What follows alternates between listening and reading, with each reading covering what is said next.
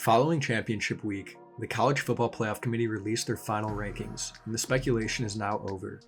These are the 12 teams still vying for a national championship. The committee stayed true to their word, and we saw a lot of conference losers barely move in the rankings. Fans of teams like Miami, Alabama, Ole Miss, and South Carolina have been up in arms criticizing the committee for rewarding teams like SMU and Indiana despite their weaker schedules. No matter which side you're on, what's done is done. The playoff bracket isn't going to change, so I don't think it's worthwhile to argue for one side or the other. Instead, we can look forward to what should be the greatest postseason we've ever seen in college football history. This is the playoff bracket, with all the first round matchups already set in stone. I thought it would be fun to preview these matchups and look at every team in depth before the playoffs actually start, but I'll begin with the teams who played their way into first round byes, starting with the number 1 overall seed, Oregon. The only undefeated team in the country, with a Heisman finalist as their starting quarterback. You would imagine the only no-loss team with wins over Ohio State and Penn State to easily be the odds-on favorite to take the whole thing. But that isn't necessarily the case. They are currently tied with Texas for the best odds, with Ohio State, Georgia, Penn State, and Notre Dame not too far behind. I think now is a good time to mention that in order to accurately analyze these teams for their strengths and weaknesses, I created this Excel spreadsheet, which I'll turn to throughout the video. If you're interested in playing around with the numbers yourself, I'll link access to the spreadsheet in the description. But back to Oregon. Their quarterback has a good argument for the best in the nation, finishing 3rd in Heisman voting and the highest amongst quarterbacks. He also has the most passing yards out of any quarterback in the college football playoffs. Despite slinging the football every single week, he's also an extremely accurate quarterback, with the highest completion percentage in the playoffs. So, stud at quarterback, check. Their defense leaves a little bit to be desired as their statistics are mostly middle of the pack for playoff teams. But if we look at the 2 games they played against playoff teams, they let up a total of 467 yards against Ohio State and 523 total yards against Penn State in the Big Ten Championship. This is a chart that shows us how many yards every playoff team lets up per game, and as we can see, Clemson ranks dead last, allowing 364.9 yards per game, which tells us just how poorly Oregon's defense really did against top-end teams. I know it's a little unfair to make these comparisons as I showed Oregon's performance against 2 of the best teams in the country and compared it to Clemson's average yards allowed per game, which includes games they played against teams like the Citadel, but I do think it is cause for some concern.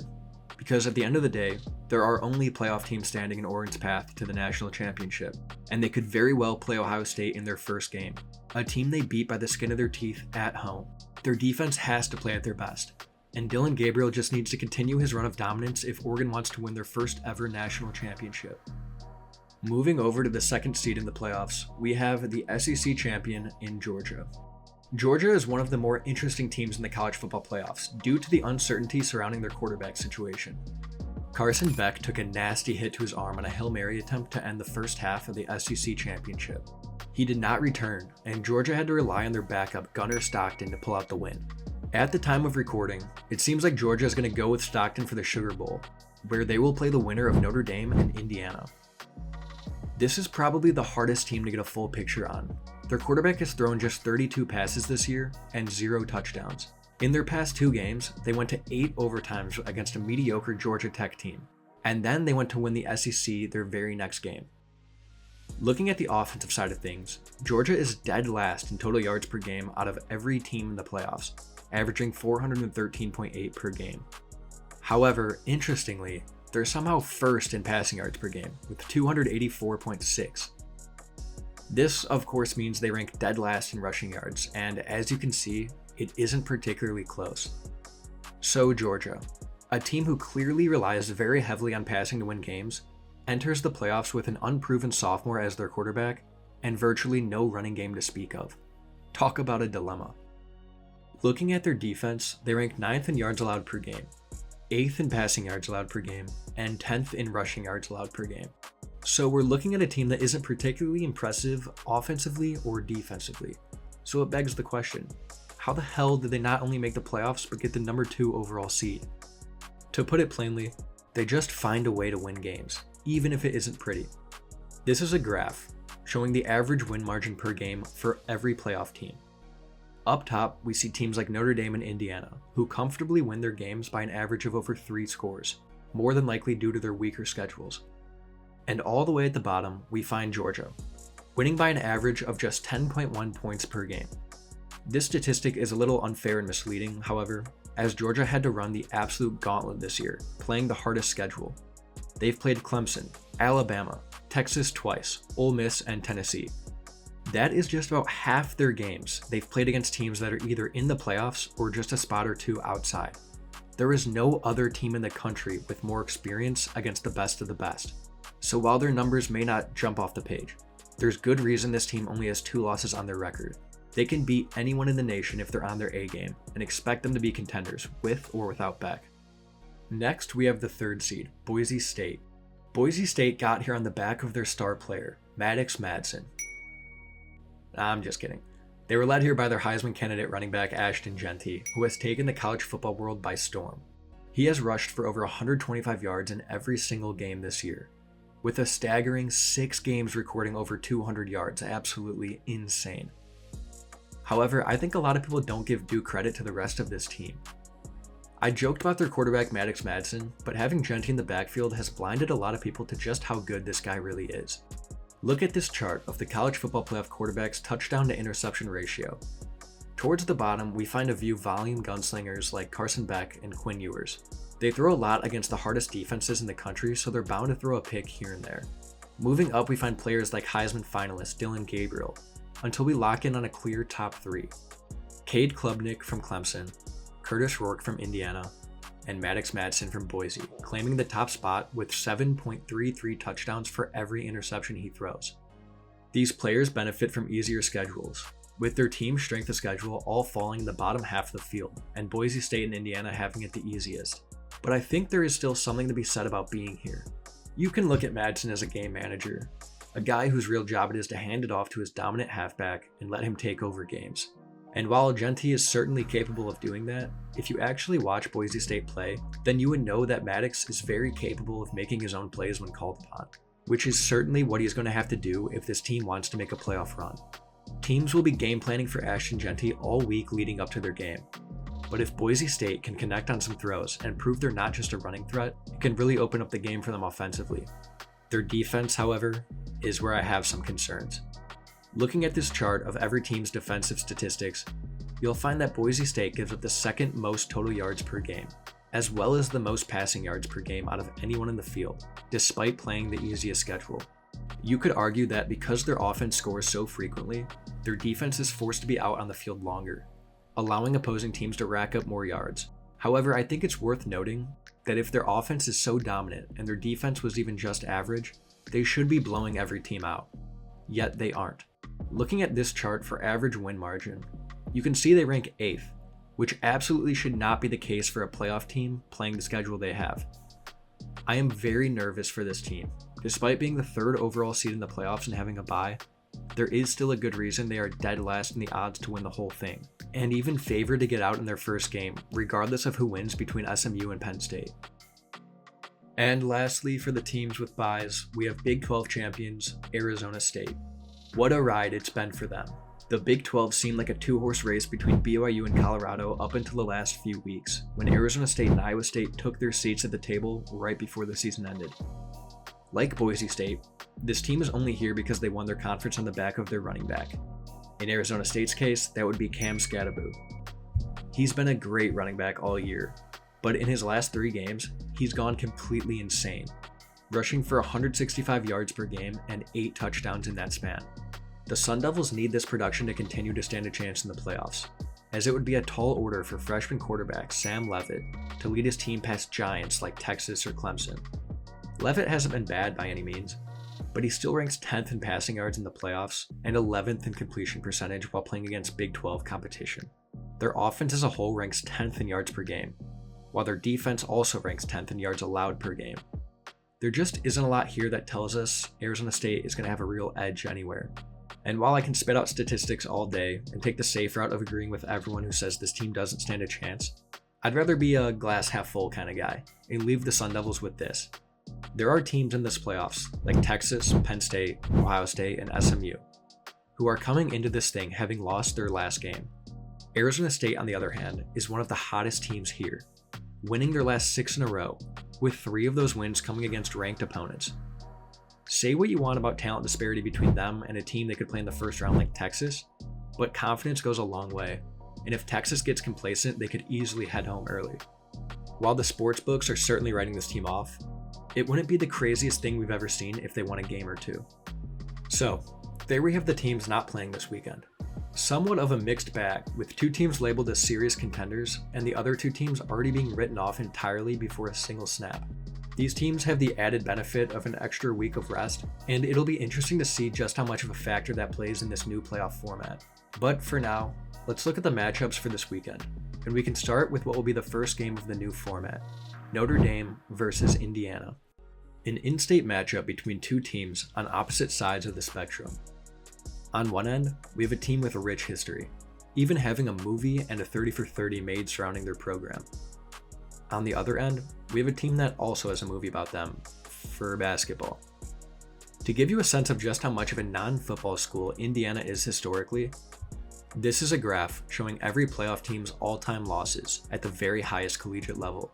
Boise State is way below everyone else due to them only moving up to what is now the FBS level in 1996. Then we have powerhouse historic programs like Ohio State and Notre Dame, before moving over to teams who have had rough patches. And then, in their very own league, we have Indiana. Not only does Indiana have the most losses out of any team in the playoffs, they have the most losses out of any team at the FBS level, period. One team with history beyond measure, the other with none to speak of, meeting in the first game of the first ever 12-team playoffs. How's that for a storyline? But now, let's actually look at these teams. When comparing their statistics, it's important to keep in mind their respective strength of schedules. In this case, they're relatively similar, with Indiana at 67th and Notre Dame at 59th. Looking at their quarterbacks, we have the 9th ranked Heisman candidate in Curtis Rourke for the Hoosiers, and Duke transfer Riley Leonard for the Fighting Irish. Now, Curtis Rourke leads in passing yards, passing touchdowns, touchdown to interception ratio, completion percentage, and passer rating. Huge advantage there for the Hoosiers, right? Well, it's not exactly black and white, as Rourke is the definition of a pocket passer with negative 25 rushing yards on the season, while Leonard is more of a dual threat, rushing for 721 yards and 14 touchdowns. Notre Dame just hasn't had to pass much, beating the absolute brakes off of everyone in their way by running with Riley Leonard and stud sophomore running back Jeremiah Love, who will be coming back from an injury for this game. In fact, due to both of these teams' weaker schedules, they've practically waltzed their way into the playoffs, winning most of their games extremely comfortably. This is what makes this game so interesting. How will Notre Dame's unstoppable rush attack hold up against a team that easily allows the fewest rushing yards per game, not only in the playoffs, but in the country as a whole? Unstoppable force meet immovable object. I wholeheartedly believe this is where the game will be decided. If Indiana can't limit the run game, this will more likely be the end of their Cinderella season. I'll make my pick for every game after analyzing every team, but this is definitely a game that can go either way. Looking over to the first Saturday game, we have Penn State hosting SMU. 2 teams who just suffered defeat in their respective conference championships, losing out on their chance at a bye and forced to play an extra game. Penn State's quarterback Drew Allar announced he'll return next year, which led backup quarterback Bo Pribula to immediately enter the transfer portal, meaning he won't even travel for the college football playoffs. While a backup not traveling wouldn't mean much for most teams barring injury, this is actually a bit of a blow for the Nittany Lions. Pribula played in all of their games and added a different dynamic, contributing 9 touchdowns, albeit against mostly lesser competition. But turning back to the starter, Drew Allar, and SMU starter, Kevin Jennings, their statistics are eerily similar, finding themselves next to each other for most statistics. For SMU, specifically on offense, everything is pretty run-of-the-mill, finishing 7th in total yards per game with 443.1, 5th in passing yards per game with 267, and 7th in rushing yards per game with 176.1. Nothing of real note there. Their defense is what's really interesting. They rank 11th in passing yards allowed per game, with only Boise State allowing more passing yards. But they make up for it by ranking 2nd in rushing yards allowed per game, just behind Indiana. Penn State, on the other hand, might be the most middle-of-the-pack team I've ever seen offensively and defensively. Let's start with their offense. They rank 5th in total yards per game with 448.6, 8th in passing yards per game with 246.5, and a respectable 4th in rushing yards per game with 202.2. Looking at their defense, They rank 5th in total yards allowed per game with 282.1, 6th in passing yards allowed per game with 178.5, and 5th in rushing yards allowed per game with 103.6. In simple terms, Penn State is good but not great at just about everything. The most interesting thing I found about these teams was their average turnover margin per game. Looking at this graph, we can see Notre Dame, Clemson, Indiana, and Arizona State near the top. Teams that force turnovers while protecting the ball on offense. And as we make our way towards the bottom, we find Penn State with an average turnover margin of 0.4, and SMU, who somehow has a negative turnover margin. This team has won 11 games and only lost 2, all while turning the ball over more than their opponents. That is honestly pretty impressive, but I would worry that this might catch up with them on Saturday. The next game we have is Texas versus Clemson. One team extremely lucky to even be here, and the other more than likely disappointed to have not won the SEC. It was an uphill battle for Clemson after losing by 31 in their first game of the season to Georgia, but they're here now, which is all that matters. This matchup has a very interesting storyline, and it lies with the players at the helms of their respective teams. Quarterbacks Cade Klubnik of Clemson and Quinn Ewers of Texas. Some of you may not know that both of these players are actually from Texas, and were juniors in Texas when they met for their 6A state championship game. The 2 highest rated recruits in the state, both 5-stars, squared off, where Klubnik left with the bragging rights, as Austin Westlake would beat South Lake Carroll 52-34. Now, Ewers plays for his home state in Texas, teammates with players who played with Klubnik in high school, and Cade Klubnik is bringing his Clemson Tigers to where he grew up to see if he can beat Quinn Ewers again, this time on an even bigger stage. However, it would seem that Ewers has the upper hand here before the game has even begun.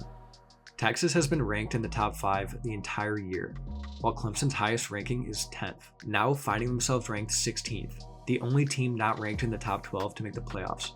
And while Klubnik is a stud, passing for 3,300 yards, 33 touchdowns, and 5 picks, this Clemson team is going to need everyone to be playing out of their minds to get it done. Clemson is a high-octane offense all around, posting the 3rd most total yards per game with 454.9. Their defense is the issue. This graph shows us who lets up the most yards per game, and spoiler alert, it isn't pretty for the Tigers. Their glaring weakness is their rush defense, which, as you can see, also ranks dead last in the field, letting up over double the amount of rushing yards per game as Indiana. Luckily for Clemson, rushing is not Texas's strong suit. They throw it well with Ewers and Arch Manning, but find themselves towards the bottom of the pack when it comes to rushing yards. I think this game will be a battle between Clemson's passing and Texas's pass defense, which ranks 1st out of the field. And the last game of the first round, we have Ohio State versus Tennessee. Fun fact about Tennessee: they are one of 3 playoff teams that average more rushing yards per game than passing yards per game. The other teams with them are Boise State with Ashton Jeanty and Notre Dame. I think Tennessee finds themselves here in part because their quarterback, Nico Yamalavia, God, that's hard to pronounce, is a true freshman, but also because their running back Dylan Sampson is a beast who is flying under the radar. He ranks 3rd in rushing yards in the playoffs with 1,485, just behind Ashton Jeanty and Cam Scadaboo, and 2nd in rushing touchdowns with 22, behind again Ashton Jeanty. The difference between him and those other 2 running backs, however, is that Sampson was doing this against SEC defenses. Looking at Tennessee's total yards allowed per game, we see they look extremely good here, and they are, but Ohio State is just a different beast, allowing the least amount of yards in the playoffs. The most interesting part of this game will be seeing if Tennessee's rush can penetrate Ohio State's defense. If they can't, then their true freshman quarterback will have to step up and lead his team.